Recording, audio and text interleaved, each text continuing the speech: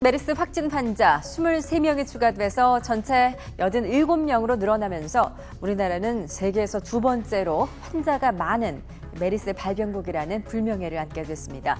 가장 많은 환자가 발생한 나라죠. 사우디아라비아와 다른 점은 국내에서는 40, 50대 중년층 환자가 많다는 점입니다. 이런 가운데 국내에서도 처음으로 10대 고등학생 환자도 나왔는데요. 지금까지 집계된 메르스 환자 실태 다시 한번 살펴보시죠. 메르스 최초 발병 이후 3주째로 접어드는 오늘자 현재 확진 환자는 87명, 사망은 6명, 격리 대상은 2,500여 명으로 넘어섰습니다. 확진 환자를 연령대별로 살펴보겠습니다. 40대와 50대가 가장 많은데요. 각각 18명과 20명이 나왔고요. 60대와 70대 각각 15명씩이고 80대 환자는 4명입니다. 특이할 만한 점은 처음으로 10대에서도 발병을 했다는 것인데요. 이로써 메르스 확진자 87명의 평균 나이는 54.9세입니다.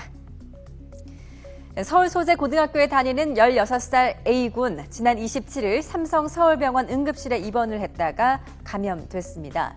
14번째 환자에게 감염된 것으로 67번째 감염자입니다. 이 학생의 아버지 54살 B씨도 어제 질병관리본부로부터 메르스 확진 판정을 받았는데요.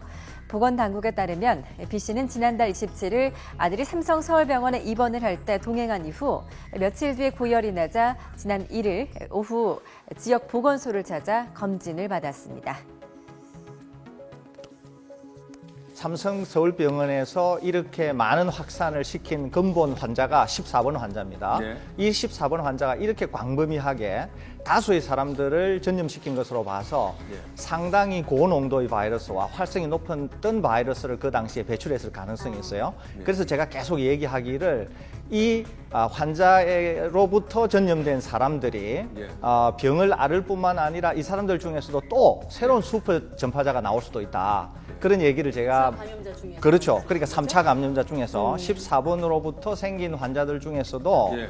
새로운 슈퍼 전파자가 나올 수 있기 때문에 특별히 역학조사를 잘해야 되고 꼼꼼하게 추적 관리를 해야 된다. 네, 지금 이 시점에서 가장 중요한 것, 지역사회로 감염이 되지 않도록 철저히 차단하는 것일 겁니다. 특히 10대 청소년에서 메르스가 발병한 만큼 다른 학생들의 감염이 확산되지 않도록 적극 방어를 해야겠죠. 예. 특히 청소년 어린이가 지금 감염이 됐다고 하는 사실은 네. 청년들 이때까지 이제 이런 아이들의 학교를 어떻게 네. 할 건가 논란이 많았지 않습니까? 네. 그러니까 아무래도 이제 학교를 가게 되거나 그러면은 아이들을 통해서 확산될 가능성이 있겠죠. 또 학교라고 하는 게 휴업이 안 되면은 계속 수업을 하면서 모이게 되니까. 네. 그래서 지금 그런 가능성이 굉장히 높아진 사고가 생겼다 이렇게 볼 수 있고, 특별히 청년기의 아이들도 이제는 우리나라에서는 특별한 상황으로서 첫 번째 사례가 나왔으니까 아무래도 그 연령대에 전파되는 것을 적극적으로 방어해야 될 그런 것을 고려해 봐야 된다. 그나마 다행인 점은 국내에서 처음으로 발병한 20대 감염 환자는 비교적 증상이 가볍고 또 양호한 상태라는 겁니다. 연령대가 낮을수록 또 건강할수록 메르스에 덜 걸리고 발병을 해도 증세가 심하지 않다는 게 전문가들의 공통된 의견인데요. 지나치게 걱정을 하기보다는 평소 위생에 철저히 신경을 쓰고 건강 관리에 소홀하지 않는 것도 메르스 바이러스에 대처하는 한 방법일 겁니다.